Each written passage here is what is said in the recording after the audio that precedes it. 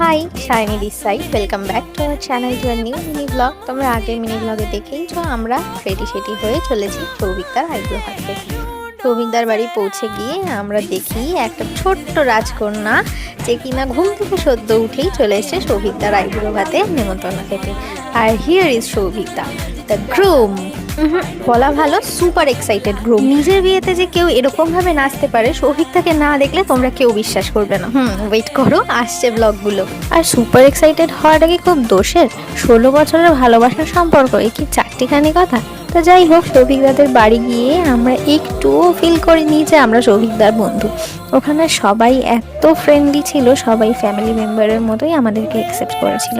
সৌভিকদার আইবুড়ো ভাত হয়ে যাওয়ার পর আমরাও নিজেদের পেট পুজো করে বাড়ি চলে এসেছিলাম। আরেকটা বিয়ে বাড়ি আছে কি না, খুব মজা করেছি সৌভিকদার বিয়েতে। সব ব্লগগুলো একের পর এক আসবে, স্টে টিউন।